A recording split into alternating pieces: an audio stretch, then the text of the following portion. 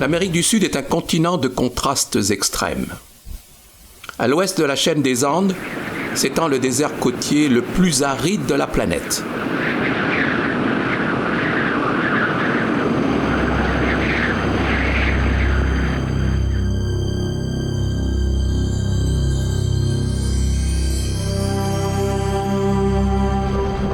Il jouxte la zone de pêche la plus productrice, celle du courant de Humboldt.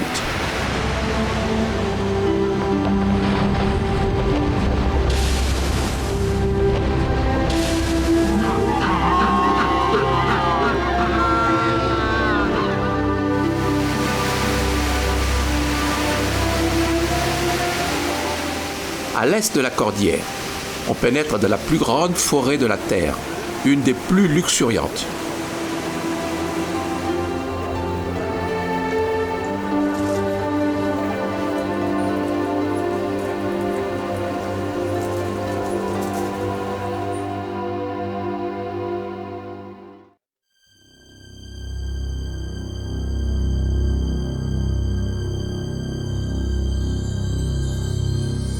Un étroit passage reliant l'océan Pacifique et l'océan Atlantique existe entre le continent au nord et la Terre de Feu et le Cap Horn au sud.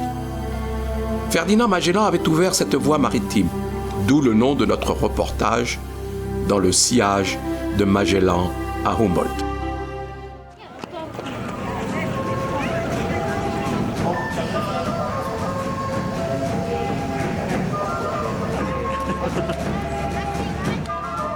À visiter le Pérou, on tombe tout à coup sur une planète à peine découverte, peuplée de dieux vivants, de musique infernale et de vêtements colorés.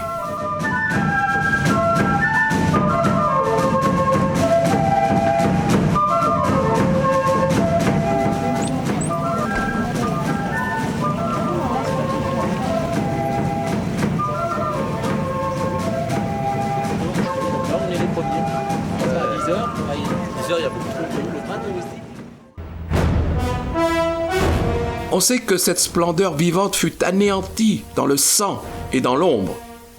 Les hommes, les vêtements, les temples et les constructions, les dieux et les rois, tout fut dévoré, détruit et enterré. La conquête fut un grand incendie. Tout le monde en a rêvé de ces anciens trésors, les figurines d'or. Les éclairs jaunes, éclairs d'or du passé comme les anneaux, les pectoraux, les insignes, les figurines d'animaux bizarres. Étoiles abstraites, cercles, lignes, disques et masques.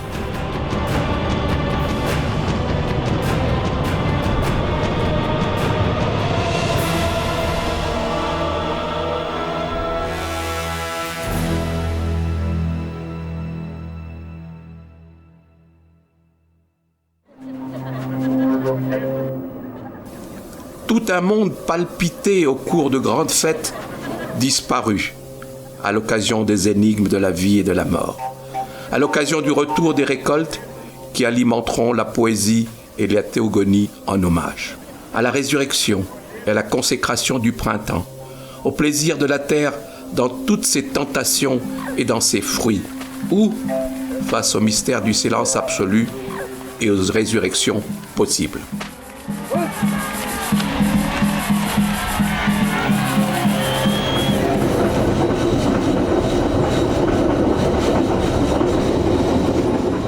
C'est sans doute dans la vallée de l'Urubamba que Manco Cápac fit halte pour chercher le lieu de la fondation de la ville de Cusco, appelée par les Incas le nombril du monde. C'est à Cusco que commence notre voyage en Amérique du Sud.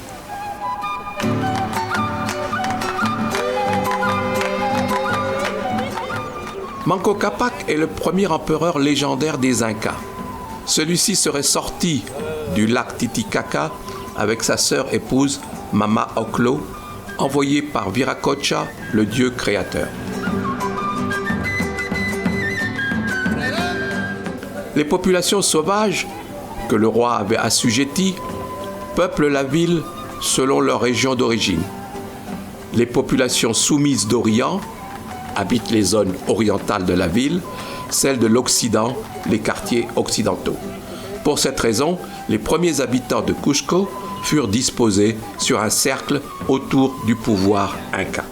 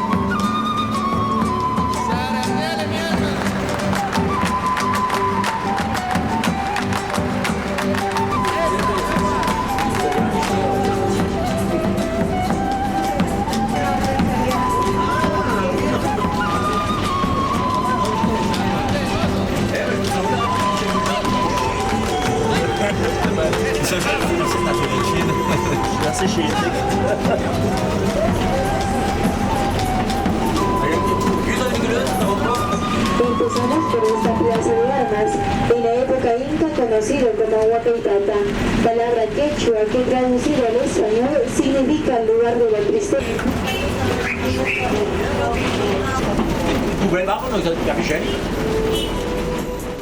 Ainsi, en traversant les quartiers, on visitait tout l'empire représenté dans ses provinces, ses habitants et ses coutumes. Cusco était le portrait et la cosmographie de l'empire entier.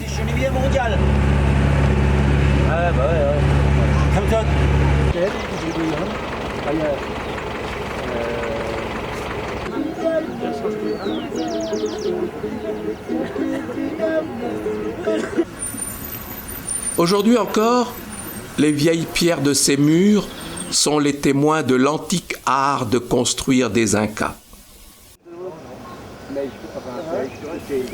Du point de vue de l'urbanisme, la ville était divisée par 4 routes, les 4 branches d'une croix dont le centre était situé sur la place principale et idéalement dans le temple du soleil.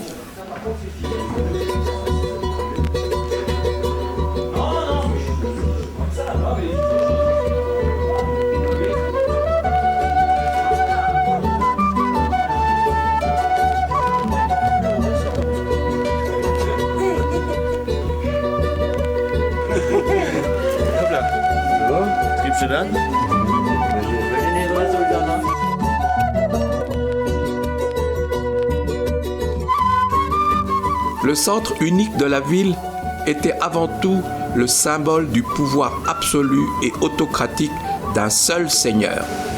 Le symbole du soleil correspondait exactement au rayonnement de ce point unique du pouvoir bénéfique du dieu Inca.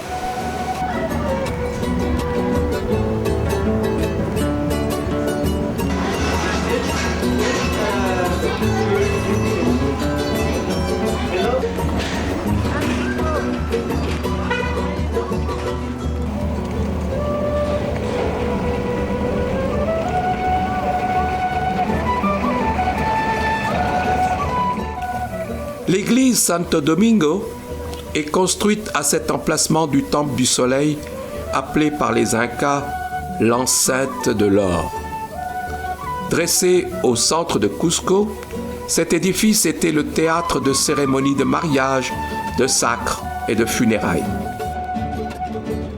Derrière les murs reposaient les momies des rois Incas, assises sur des trônes en or. Une corniche d'or garnissait les murs. Des pierres précieuses étaient serties dans les portes, les autels et les statues. Les Espagnols l'ont rasé et pillé.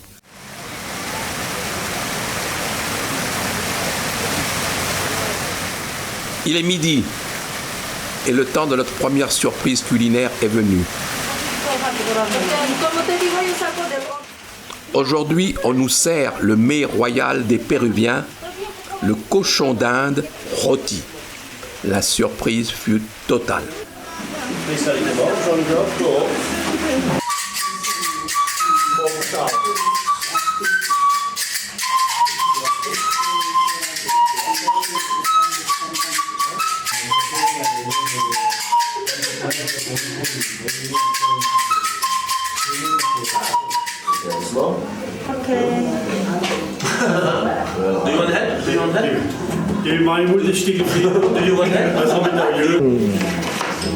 Ça va être un grand moment de la restauration, je crois.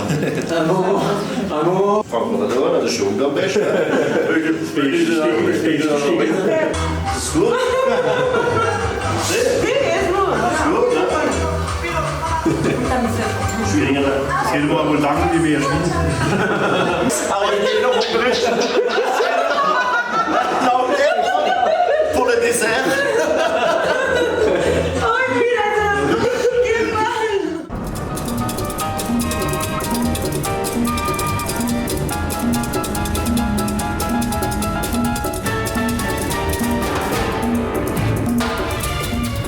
C'est vers le mont Machu Picchu que nous conduira le voyage aujourd'hui.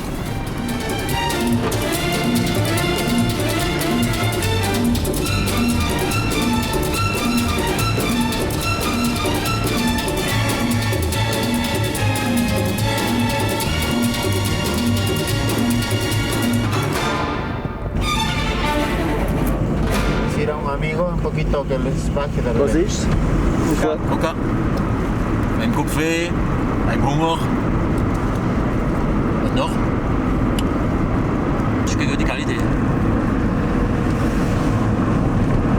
Laurens Müll. Ah, ganz schön, ne? Wie doch. Zu viel. Gut, Mann, kannst.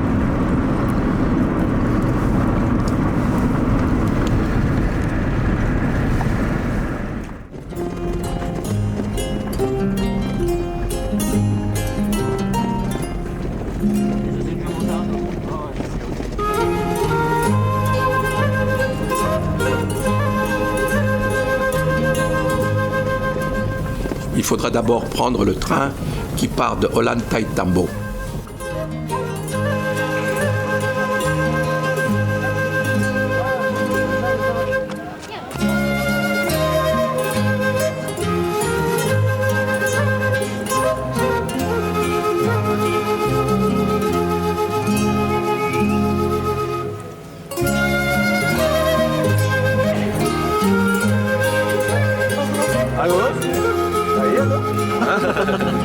Buongiorno, va bene?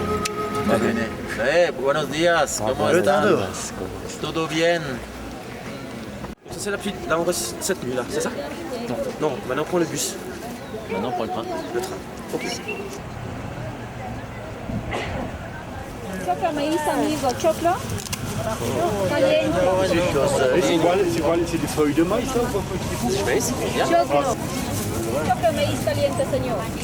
Choclo con queso, choclo, maíz caliente. Das schmeckt also, schmeckt kühl. Ja, wie uns verstehen verkaufen. Das ist sogar auch welche. Das ist sogar sehr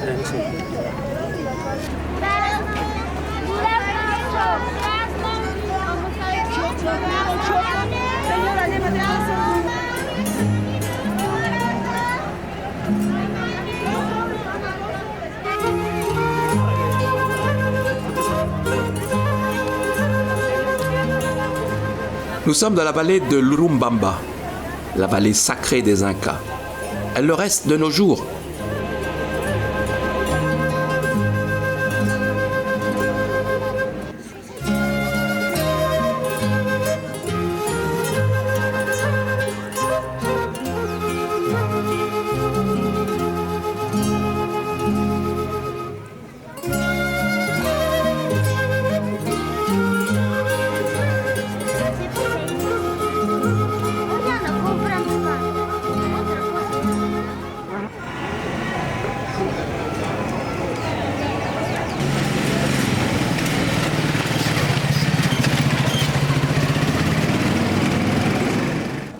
Cette ville est située à 75 km au nord-est de Cusco, à 2792 mètres d'altitude. Cette forteresse Inca fut le siège de combats acharnés entre Incas et Espagnols. Dans la partie haute se trouvent les vestiges du temple, tout en porphyre rouge.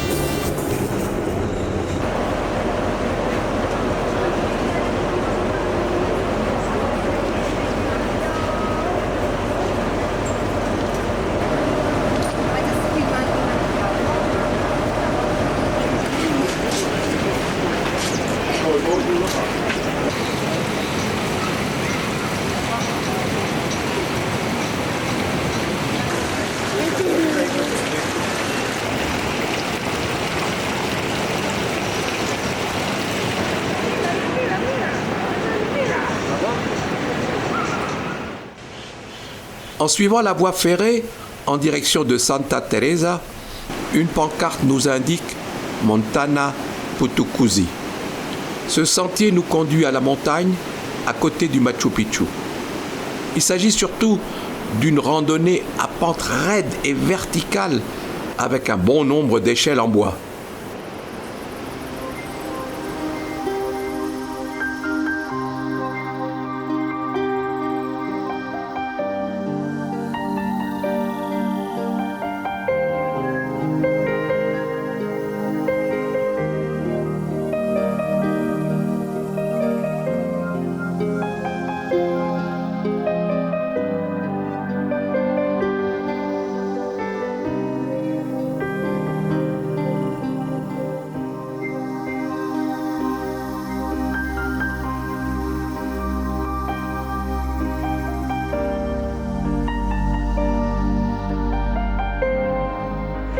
Non.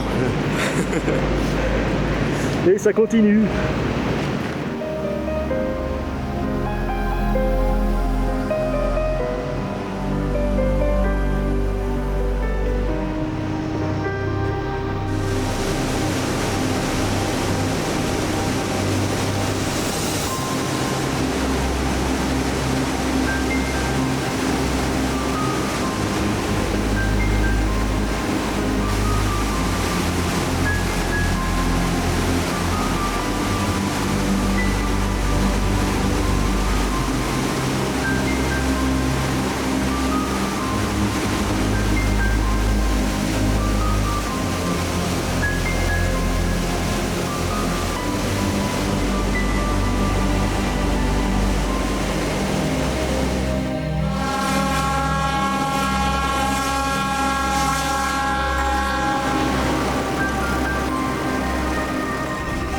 Encore un bout de route en voiture et nous voilà au cœur de la vallée sacrée.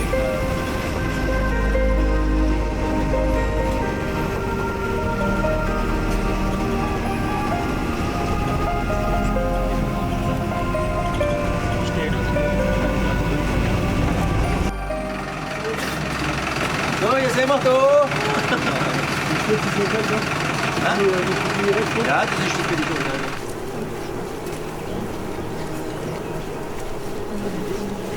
Pagar ahora.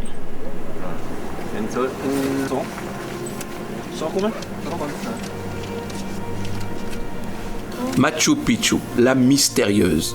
Cette ville haute s'était réduite au silence. Elle se cache dans sa propre forêt. Qu'était-il arrivé à ses constructeurs et à ses habitants? Que nous avait-il laissé, à part la dignité de la pierre, pour nous faire part de la vie, de leurs intentions, de leur disparition? Un grand silence nous répond. Là, sur les hauteurs du Pérou, l'imposante architecture s'est conservée secrètement dans le grand silence des cimes andines. Tout est ciel autour des vestiges sacrés. La forêt verte est voilée de petits nuages qui bâillent et effleurent cette œuvre splendide de l'Éternel qui est en l'homme.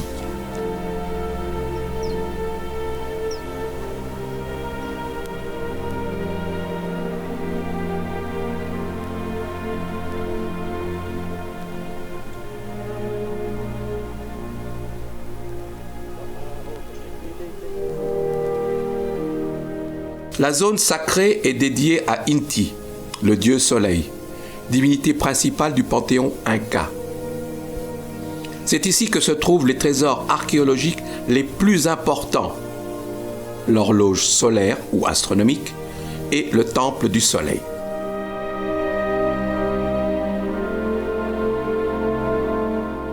L'horloge, cette sorte de calendrier formé par d'immenses pierres, dont une, verticale, servait à marquer les heures dans ses hauteurs insignes. Peut-être à arrimer le soleil aussi.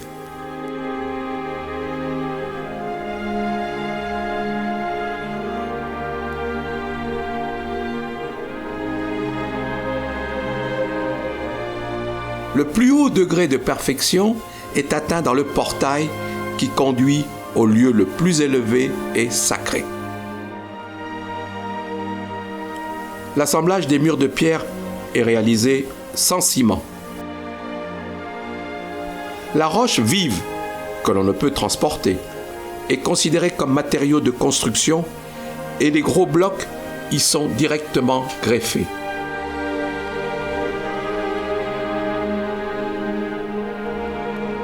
Au quartier des Nobles, dans le Torreón, sorte de tour conique, plusieurs autels sacrificiels ont été découverts. L'hypothèse la plus avancée serait que des jeunes filles auraient été sacrifiées pour célébrer le culte du soleil.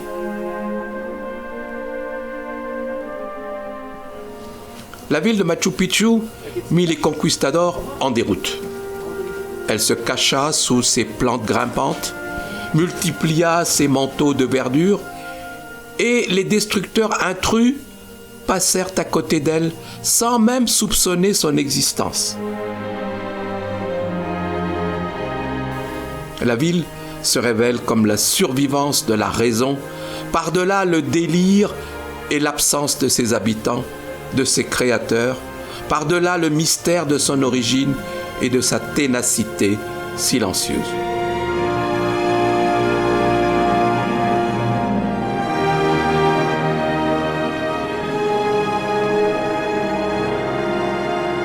Les quartiers d'habitation étaient apparemment peuplés de familles d'artisans et de soldats. La ville était alimentée grâce à des cultures en terrasse où étaient cultivés maïs, pommes de terre et divers légumes.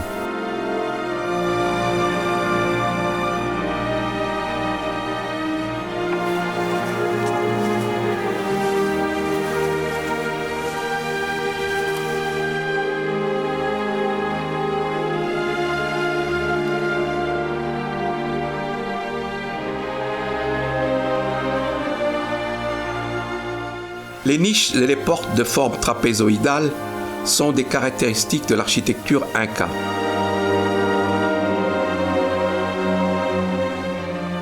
Toutes les constructions du Machu Picchu sont de style classique inca, c'est-à-dire avec les constructions ayant une surface légèrement plus importante à la base qu'au sommet, ce qui leur confère une bonne résistance au séisme.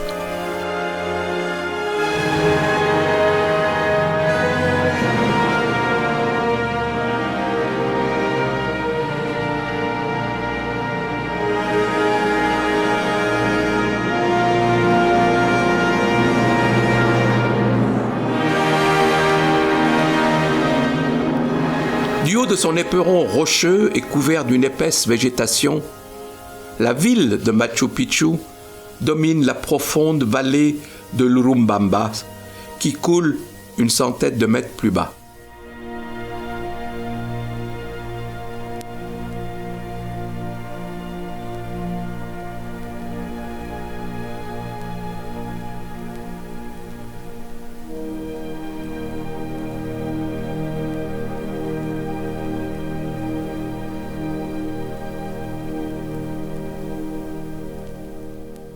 La végétation sauvage fait alliance avec la pierre.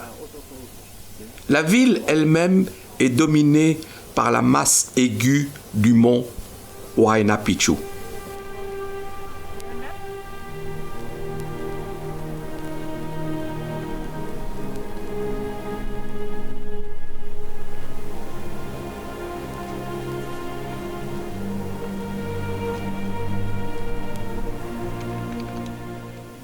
Un long escalier monte le long de la crête. Toutes les constructions sont en granit clair, de la pierre brute qui sert aux terrasses à la plus élaborée, polie et jointe avec le soin le plus extrême.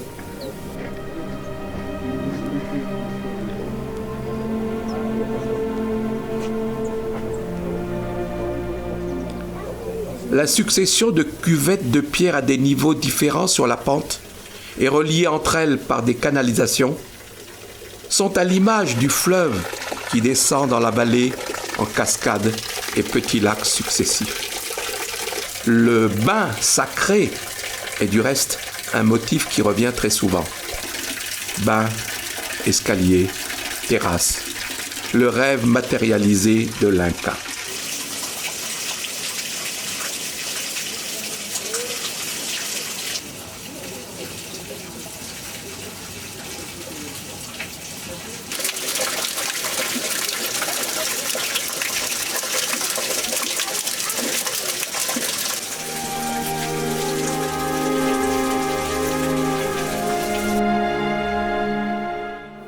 Il faut ajouter à ces richesses les monuments de la poésie ensevelie, les odes en l'honneur des dieux et des princes, les odes pour les fêtes et les odes rituelles. Pour le poète moderne, Pablo Neruda, Machu Picchu est un voyage à la sérénité de l'âme, à la fusion éternelle avec le cosmos. Là-bas, nous sentons notre propre fragilité. C'est une des plus grandes merveilles d'Amérique du Sud, un havre de papillons à l'épicentre du grand cercle de la vie. Un miracle de plus.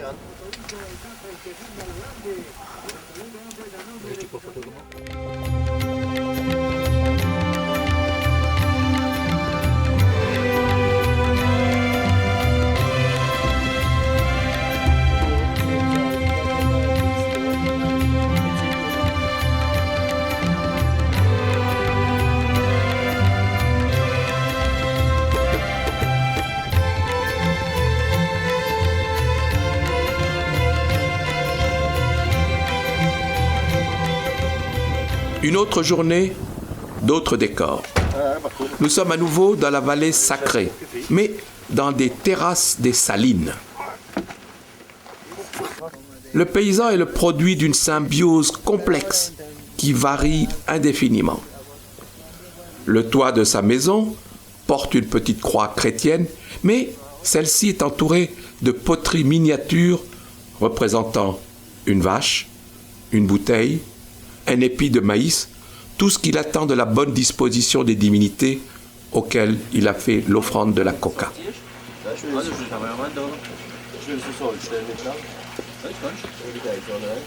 L'entretien des terrasses est grandiose. Le système d'irrigation témoigne d'un savoir-faire ancestral.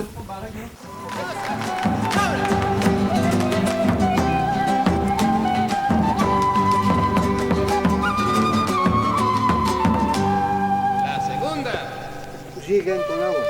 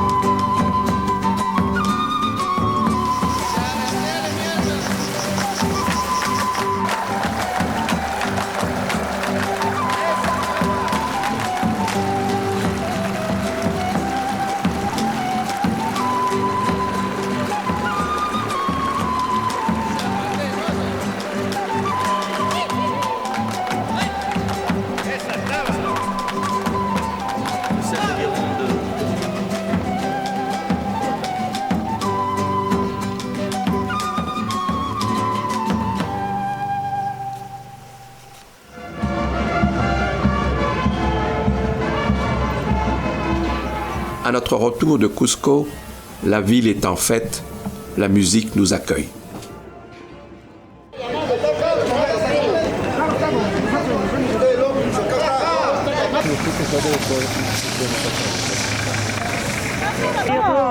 On a un moment d'eau, mais on va le dire. Muy bien.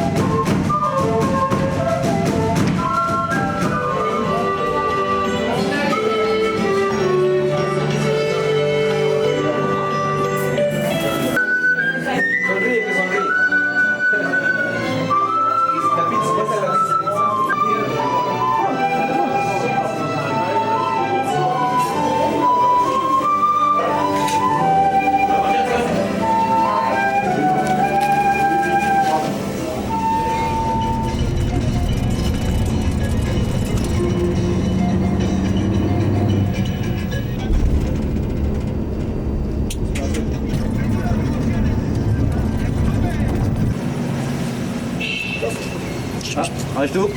Akoum. Thierry, Akoum. Ça va? Ouais, ouais. Ça, c'est authentique. On pourra dire, on l'a fait. Ah.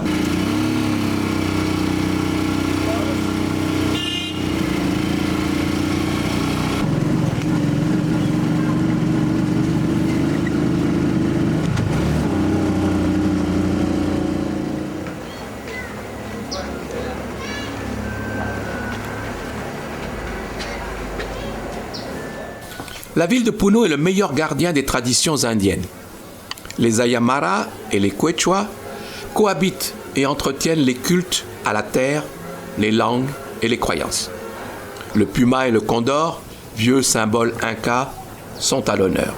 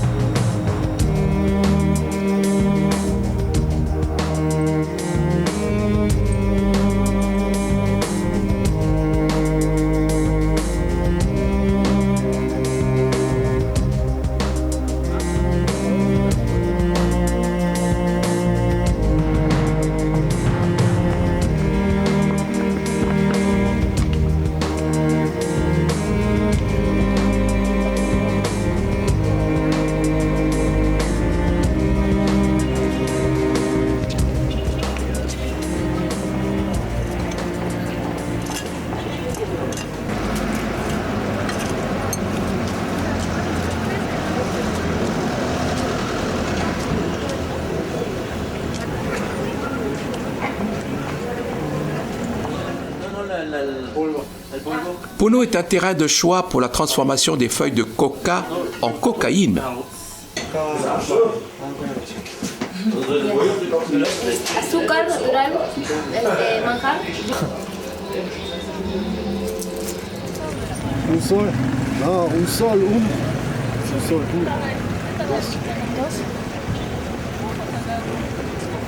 Un sol. C'est le genre de truc que tu peux mettre ici comme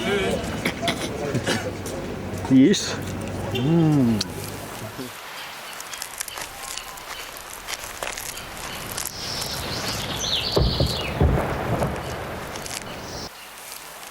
Rencontre d'images contrastantes aussi.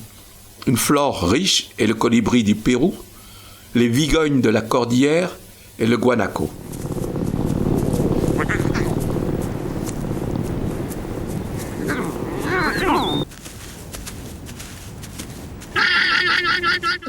Le viscache de montagne, non pas de la famille des lapins, mais un parent lointain du cochon d'Inde, le fameux plat princier et de fête du Pérou.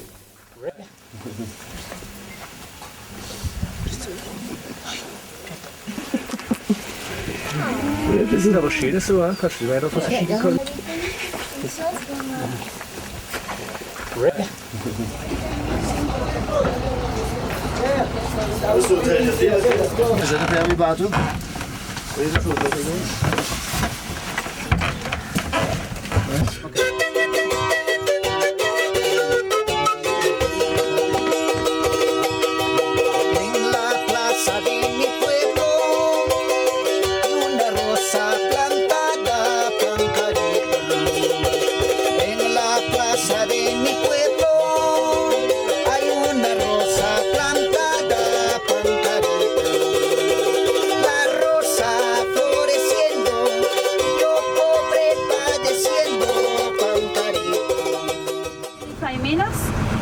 In Puno Bay, okay, but you speak a little English also, no? Okay. No, there are 40 islands. We are going to visit 2 islands. Le lac Titicaca est le centre vital de Puno, le département le plus peuplé de toute la zone rurale péruvienne. Ce lac est doublement sacré pour les Indiens des hauts plateaux. Non seulement le premier Inca, Manco Cápac, serait parti d'une de ces îles pour aller fonder Cusco, mais le dieu Viracocha serait sorti de ces eaux pour apporter la civilisation aux hommes. Après sa tâche, Il disparaît dans les profondeurs des eaux. Cette île du soleil est le véritable centre de la mythologie inca. La légende raconte que les hommes vivaient heureux dans une vallée fertile. Rien ne leur était interdit, sauf de monter dans la montagne. Le diable leur dit d'aller dans la montagne chercher le feu sacré. Sinon, un malheur s'abattrait sur eux. Mais les dieux de la montagne les ont surpris et firent sortir des cavernes les pumas qui tuèrent toute la population. Inti, le dieu du soleil qu'ils vénéraient, pleura pendant 40 jours et 40 nuits sans s'arrêter, ce qui inonda la vallée et créa le lac Titicaca. Seul un couple survécut en se réfugiant dans une barque. Ils dirent que de leur barque, ils avaient vu les pumas qui s'étaient transformés en pierre. C'est pour cela que le lac s'appelle El Lago de los Pumos de Piedra, le lac aux pumas de pierre.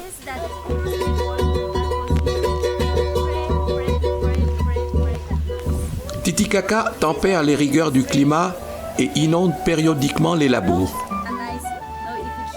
La totora, ce jonc au cœur de la vie des Indiens, sert à fabriquer les embarcations, à construire sur le lac de petites îles et des maisons.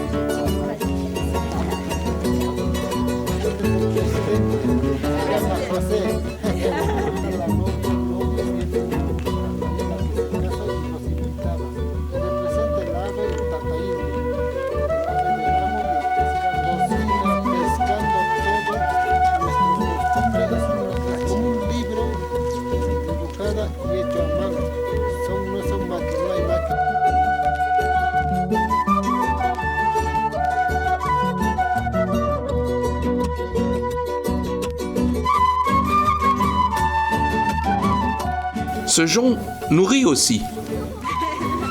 Les Uros, créateurs de cette civilisation des îles flottantes de Totora, ont tous disparu, mais remplacés par d'autres Indiens, en partie parce que le tourisme apprécie l'exotisme de cet univers aquatique, en partie parce que la terre est rare.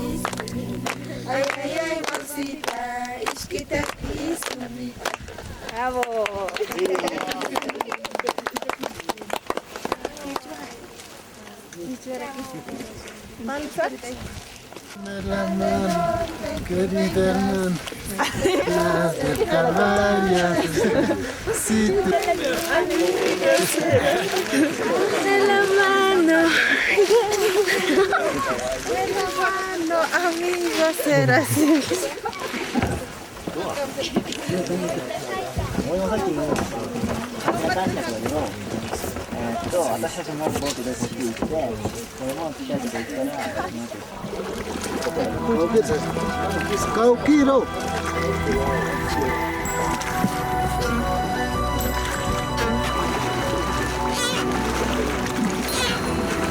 Qui n'en pas.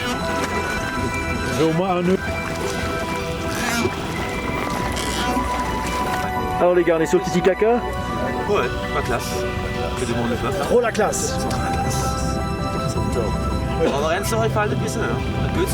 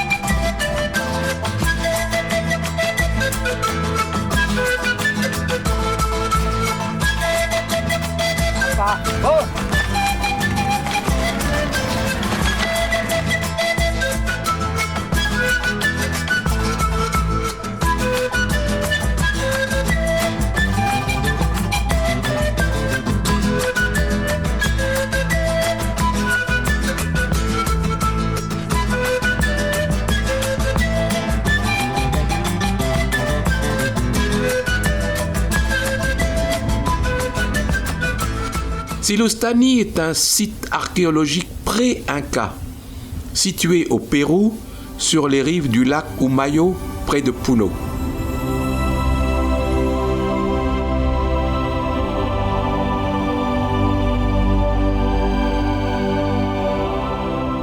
Il s'agit d'un site funéraire constitué de tombes en forme de tour appelées chulpas.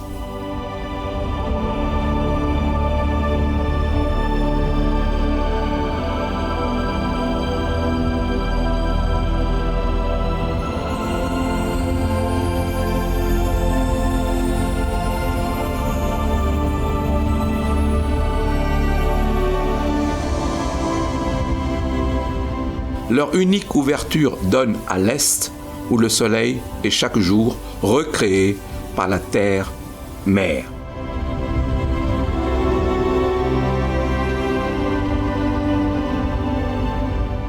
La structure radiale, qui est d'ailleurs un symbole solaire diffus, est fréquente dans la typologie des édifices eux-mêmes.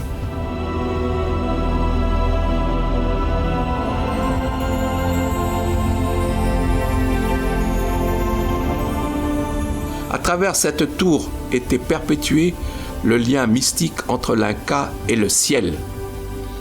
En elle était exprimé le principe de l'axe vertical et du rayonnement horizontal vers différentes régions de l'espace.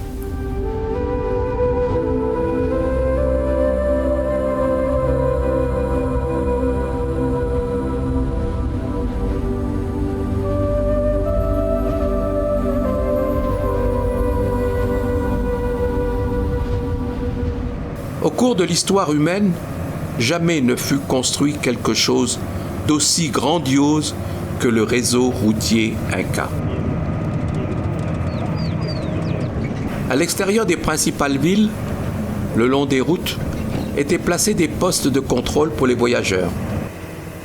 La construction des grands édifices, des ponts, le choix de l'emplacement des villes, tout cela dépendait du climat local des différentes régions. Pour obtenir une structure aussi homogène que possible dans la construction du réseau routier, malgré les différences climatiques, ethniques et physiques existant d'un territoire à l'autre, on avait adopté des solutions types adaptées aux différentes circonstances, dictées par le gouvernement central et exécutées par les populations locales.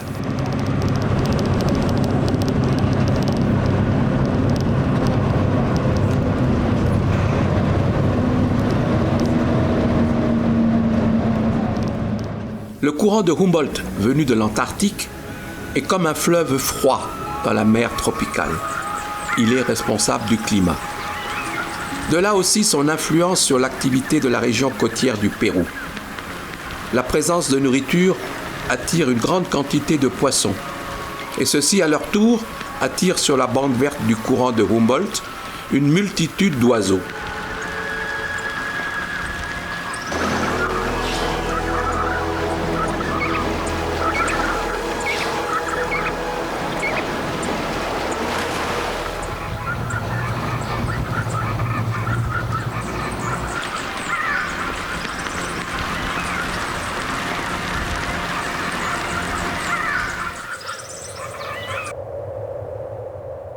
Les terrasses servaient à cultiver, mais servaient aussi à soutenir la montagne. Elles sont miraculeusement collées aux méandres des pentes. Les terrasses agricoles sont devenues géométrie appliquée. Carrés, rectangles, cercles sont un facteur commun à tous les centres incas du haut plateau andin. Chose curieuse, la température change d'une terrasse à une autre, ce qui a permis la culture simultanée de légumes différents et d'obtenir d'habiles sélections. Et là, nous pensons à la pomme de terre, le don le plus précieux que les Indiens des Andes ont fait au monde.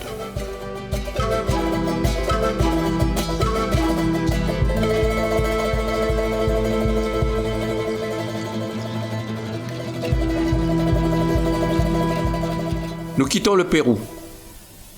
Pérou, mot-clé d'un monde magique, situé quelque part entre Amazonie et Pacifique, dans les nuages cotonneux des hauts sommets andins. Pérou, clé de deux mondes. Celui d'un hier révolu, dont les accents d'or massifs se sont dissous dans les rêves fous des conquistadors, les plus cupides. Arqueológicos y solamente visitamos uno, que es el más grande y el más importante. No, es toda una cadena así, toda la cadena de montañas. Celui d'un aujourd'hui bien présent, au rayonnement de charme, de vie, de mystère. Now in Quechua language they are going to sing. Terre indienne de la cordillère des Andes, héritière des Incas, terre indienne des forêts de l'Amazonie, enfer, vert ou paradis.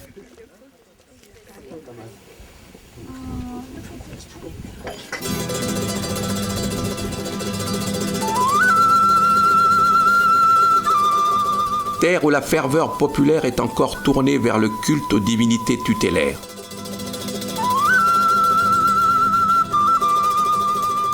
Le pays est revêtu de temples chrétiens, mais c'est à un grand pic enneigé que les Indiens rendent tribut.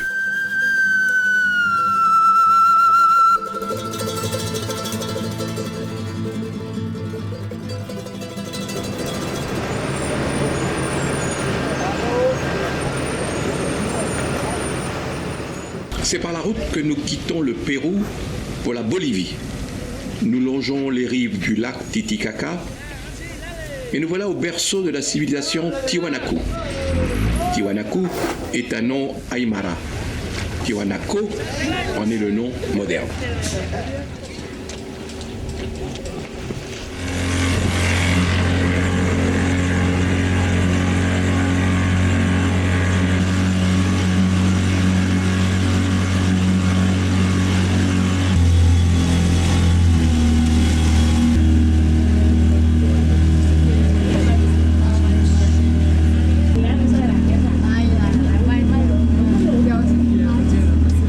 Cette civilisation Tiwanaku a pris naissance sur la rive sud du lac Titicaca, aux environs de la cité du soleil de Tiwanaku, et a dominé la moitié des Andes centrales entre le 5e et le 11e siècle.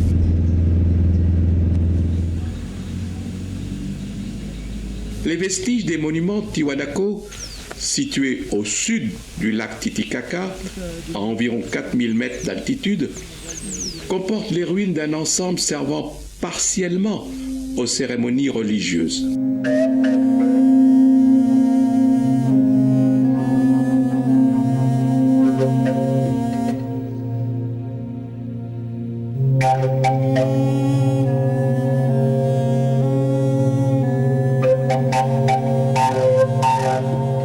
Selon la légende inca, la race humaine serait issue de ces modèles humains sculptés dans la pierre par le dieu suprême Viracocha. De nombreuses statues sont érigées autour des enceintes. Le Kalasasaya constitue le centre sacré du complexe. De nombreuses têtes trophées en trachyte sont enfoncées dans les parois de pierre des murs.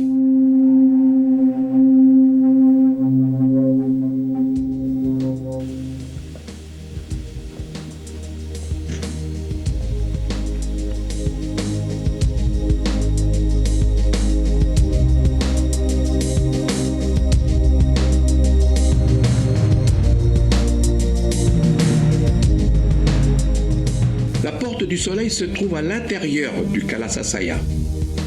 La frise de la porte représente le principe de l'organisation de l'État, dont le centre était la cité sanctuaire de Tiwanaku. Les différents personnages sont divisés le long d'un cercle, selon les directions qui correspondent aux 4 points cardinaux. Le roi divin est déjà identifié avec le soleil dans sa double fonction de prêtre suprême et de chef suprême.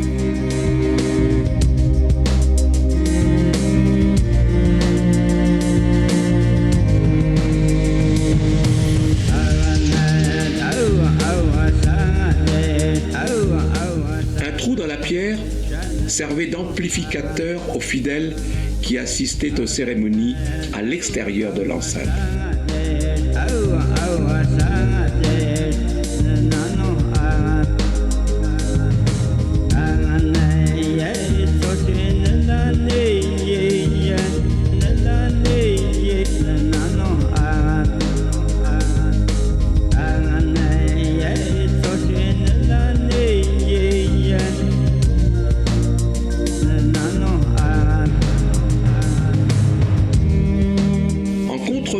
De la Kapana, un contraste saisissant apparaît avec le temple semi-souterrain.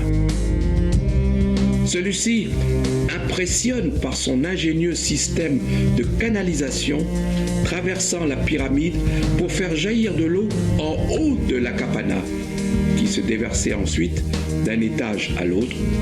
Le spectacle devait se situer entre celui que dégage une rizière et celui d'une fontaine.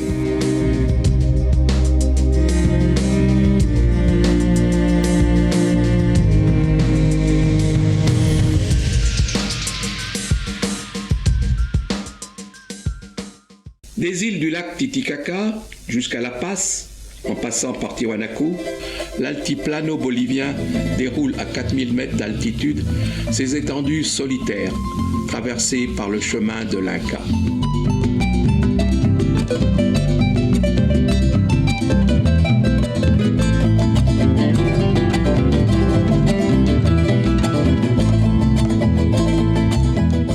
La Bolivie est avant tout une quiétude, une atmosphère raréfiée où les rayons infrarouges brûlent les joues, où l'eau bout à 60 degrés, où la vue porte à des distances incroyables.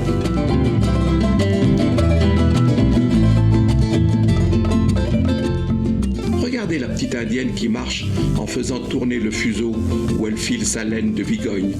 Ses jupes superposées, le châle qui l'enveloppe, lui font une silhouette ronde. Quelques lamas précèdent lentement la petite indienne. Ils sont majestueux, presque vexés, comme si on en avait offensé leur dignité royale.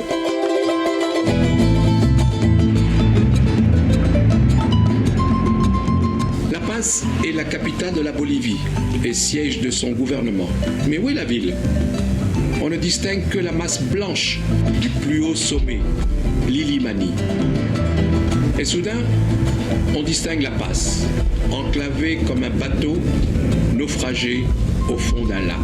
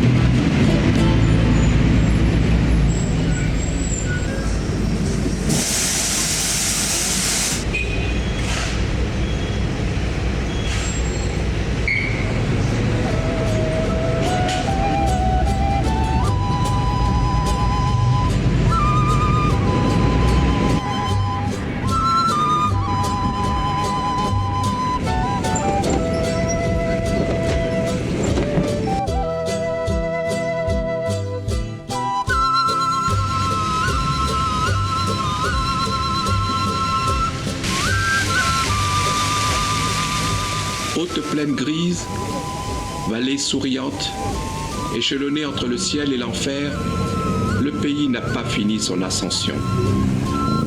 Malgré les siècles, dont certains pèsent lourd, le pays n'est qu'à son aurore. Les Indiens le savent, qui cachent leur certitude au fond d'une légende. Le jour viendra.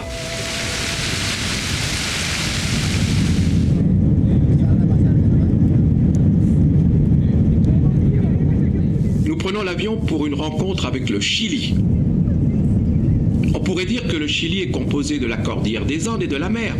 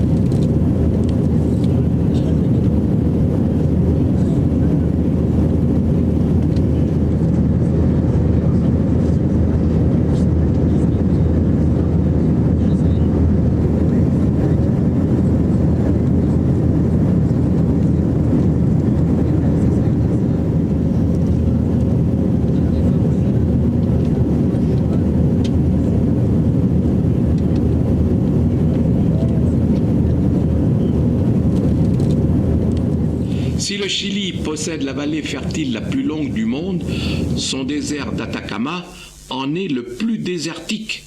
Rien n'y pousse. Dans le désert d'Atacama, l'une des zones les plus ingrates de la planète, le Capacnan, ou le chemin de l'Indien, traverse des villes fantômes entre mer de sel et geyser.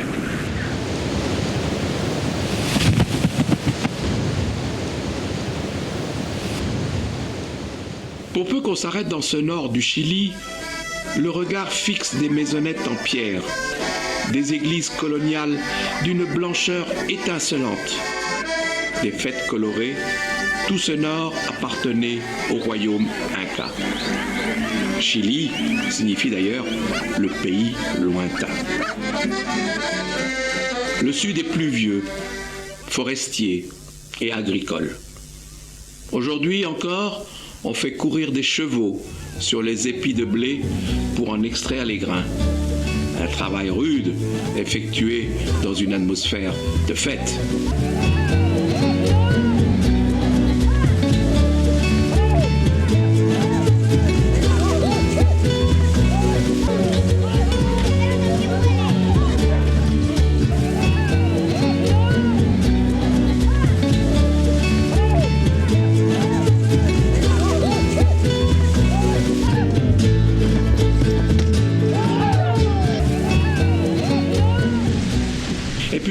Le Chili est aussi le rivage de l'océan, les îles, la civilisation maritime, la pêche, la légende pirate.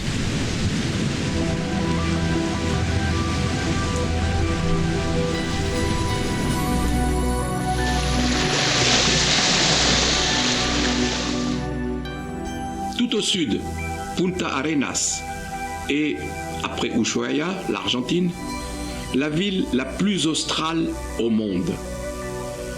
Punta Arenas, de la province des Magallanes, a été fondée en 1848 sur le détroit de Magellan.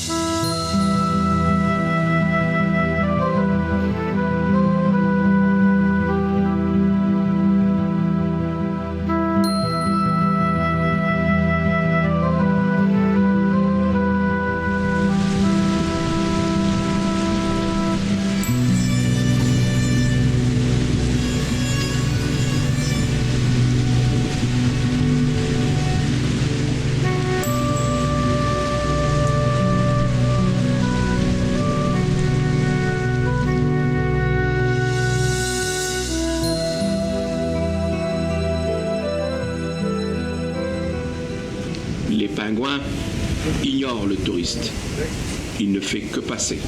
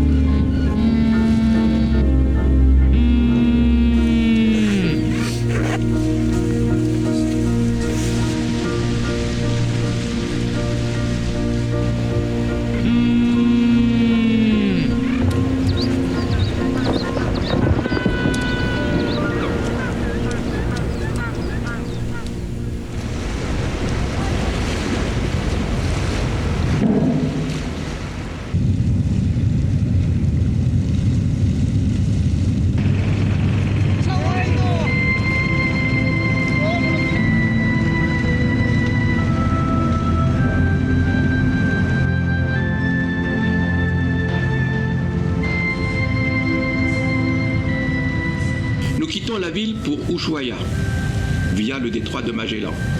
C'est en bus, puis en ferry, que se poursuivra le voyage.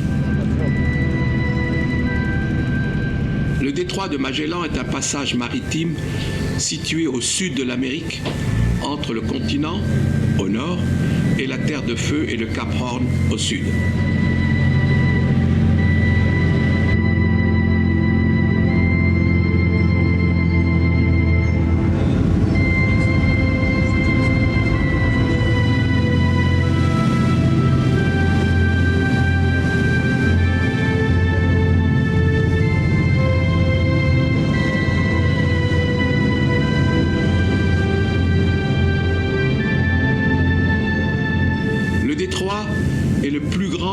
Important passage naturel entre les océans Atlantique et Pacifique. Ici, le climat est plus que rude. Ici, les prairies sont balayées par le souffle glacé du vent. L'herbe est dure pour l'élevage des moutons.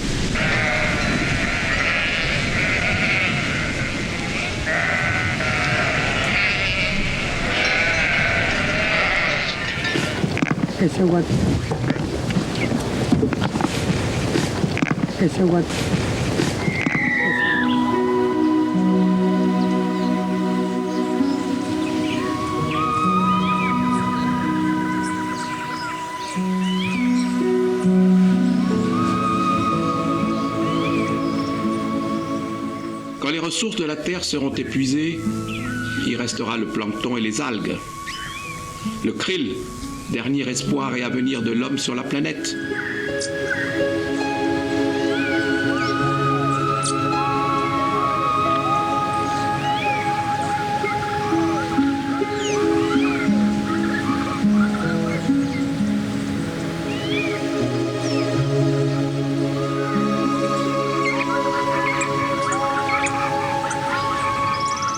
Peut-être, dans quelques siècles, un enfant Chilota écoutera le chant de l'océan et rêvera de ces fantômes qui auparavant arrivaient, le couteau entre les dents, attirés par le chant des baleines et le cri des éléphants de mer.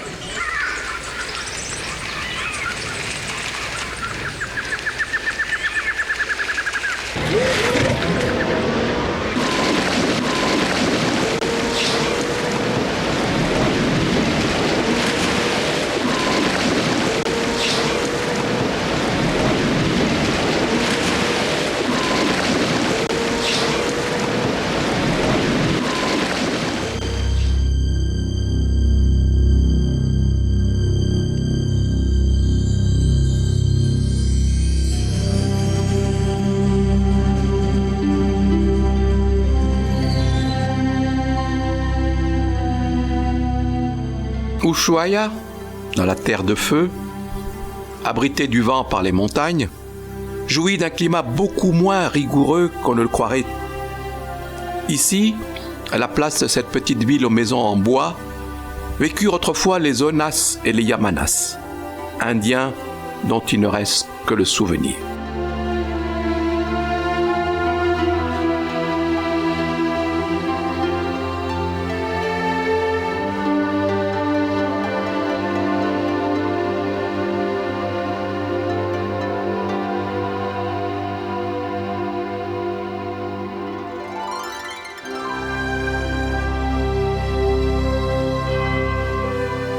Le nom Ushuaia vient de la langue des Indiens et veut dire « baie qui pénètre vers le couchant ».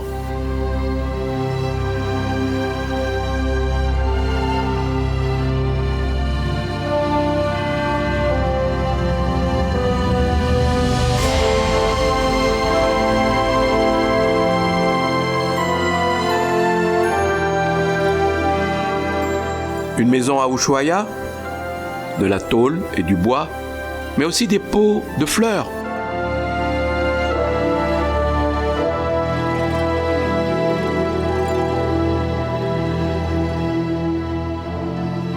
Ici, on vit du mouton, mais on n'a pas fini d'exploiter le sous-sol et les eaux. La ville de Ushuaia est la plus australe du monde. Située au bord du canal de Beagle et entourée par les monts Martial, elle offre la possibilité de faire de superbes randonnées et balades en mer, en montagne et dans la forêt. La ville de Ushuaia est la plus australe du monde. C'est le bout du monde. Et ce n'est pas rien. Ici, on trouve un musée qui porte le nom de Musée du bout du monde.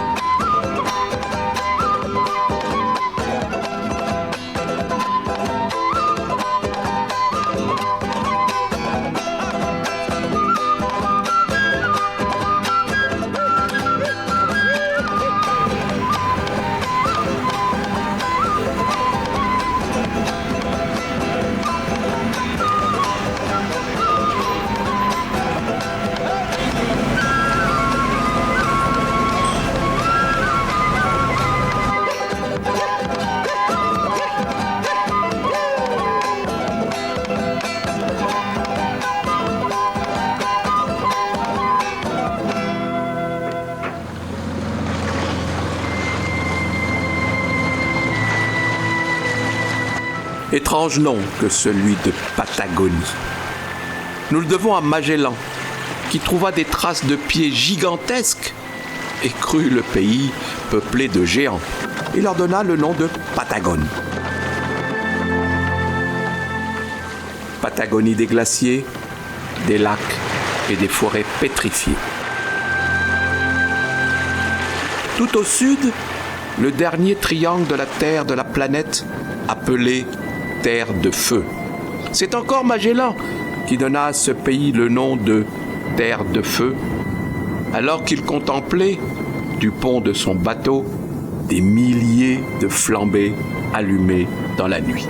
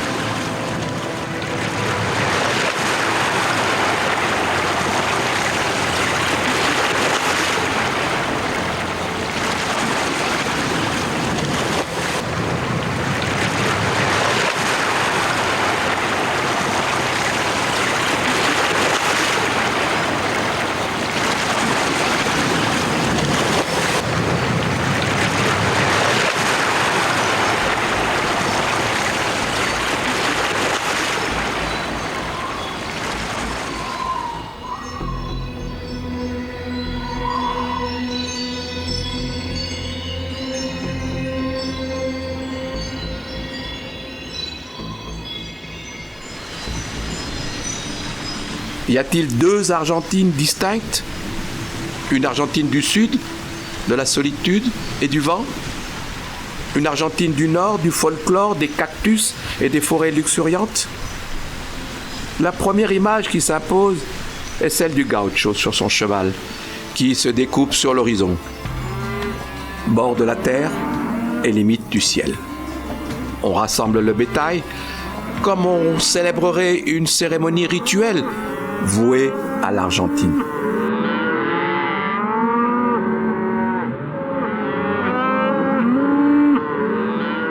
L'odeur des bovins, leur mugissement angoissé, leur transport jusqu'à Buenos Aires sont inséparables de l'image du pays.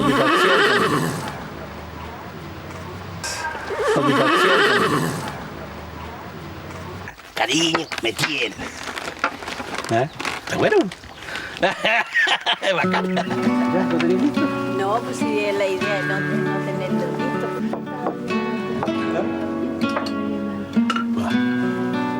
Es bacán. ¿Ya lo tenés listo? No, pues si la idea es no tenerlo listo. Dans la calebasse remplie d'herbes à mâter et d'eau chaude, l'Argentin trouve une saveur qui se confond avec celle du pays. On ne peut en effet penser à l'Argentine sans se souvenir de ce goût étrange et amer. ¿Le da otro sabor? Bueno, yo creo que el mate es el momento para la Es bacán. ¿Ya lo tenés listo? No, pues si la idea es no tenerlo listo.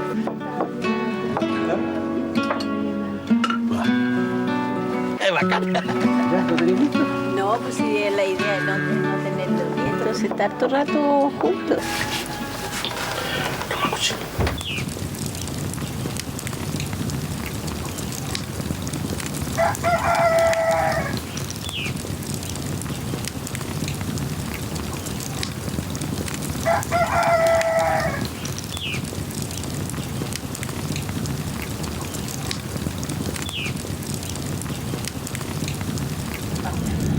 Dentro de algunos minutos estará disponible el sistema de entretenimiento a bordo. Los invitamos a disfrutar de nuestra programación de video especialmente seleccionada para este vuelo.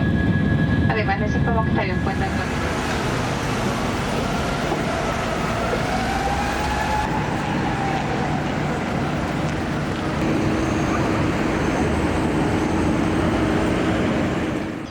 La capitale de l'Argentine est la plus européenne de toutes les villes latino-américaines.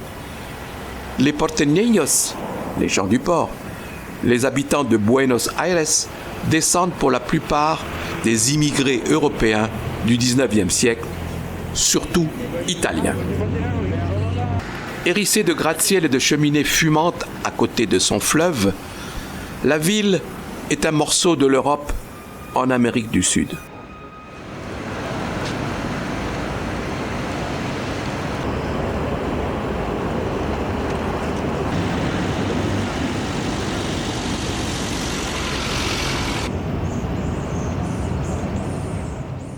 Buenos Aires mêle toutes les identités, tous les caractères possibles. Elle est française au Théâtre Colón, espagnole dans l'Avenida de Mayo, italienne dans le quartier de la Boca, anglaise dans le quartier Belgrano, juive et arabe dans le quartier de Lons.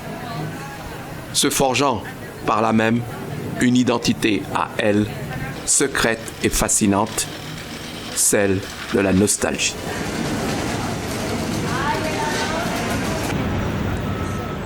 Buenos Aires, la reine de la plata, comme dit un célèbre tango, c'est la capitale de l'Argentine.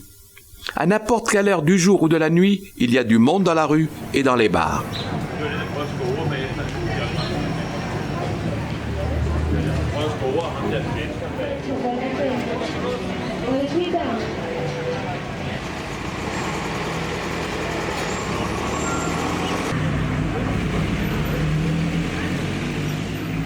Le vieux quartier est à l'image de la ville. Quelquefois, on rencontre une femme aux cheveux noirs, appartenant au passé de Buenos Aires. Elle semble consciente d'incarner un côté typique de la ville qui se refuse à disparaître.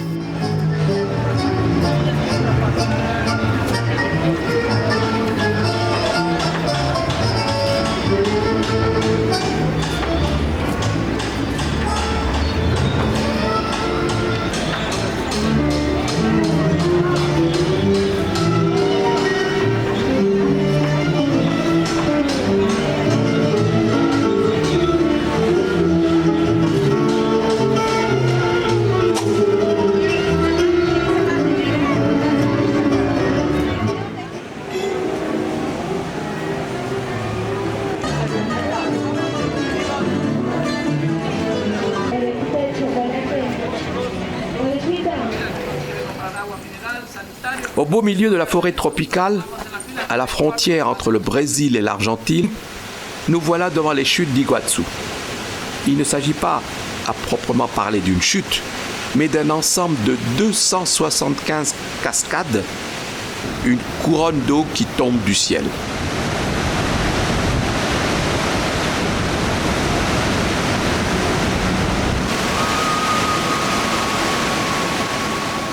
Le site tout entier est un immense parc naturel.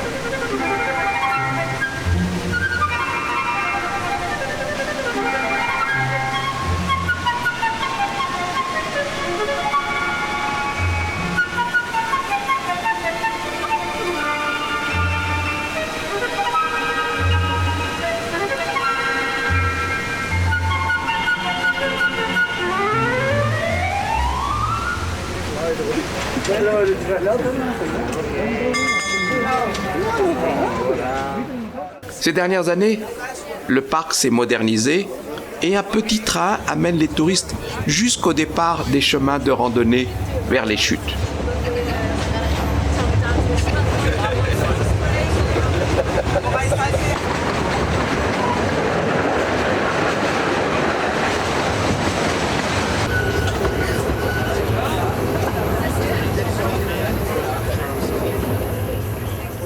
Ce même petit train vous mènera jusqu'aux passerelles qui mènent à la Garganta del Diablo, la gorge du diable.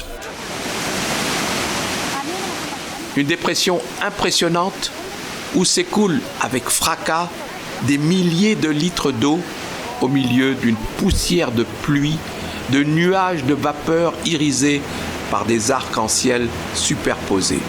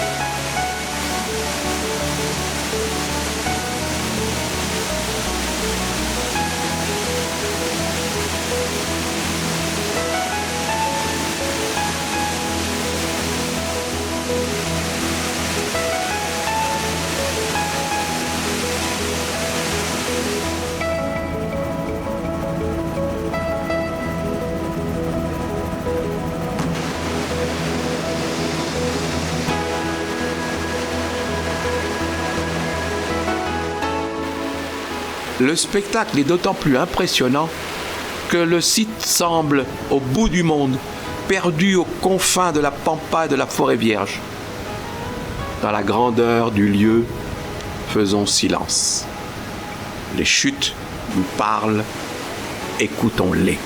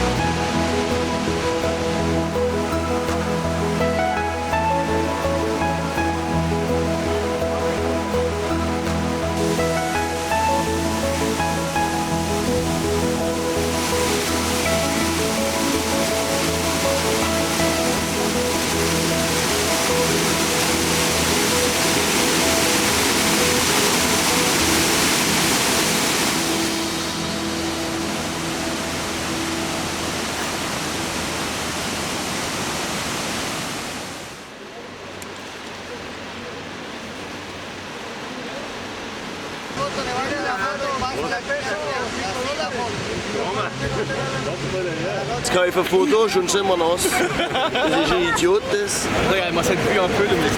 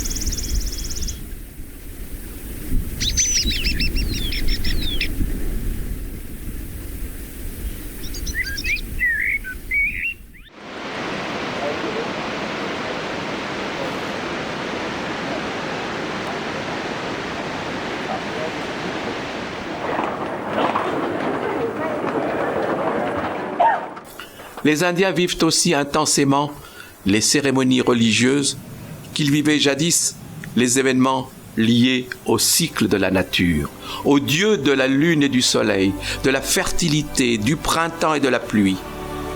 Les offrandes de fruits et légumes sont encore aujourd'hui un rappel de ces rites anciens. Un mystère s'impose aux visiteurs. Comment expliquer les larmes d'Urikokocha, le dieu de soleil qui pleure? Pourquoi pleure-t-il? Savait-il déjà que les 80 prêtres qui s'agenouillaient devant lui, que les condors et les jaguars stylisés qui entouraient sa tête ne réussiraient pas à sauver son peuple d'une humiliation qui durerait des siècles?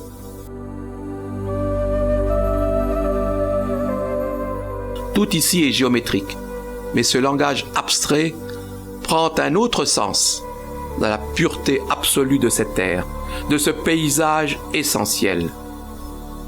Aussi muettes les pierres que sont muets les héritiers.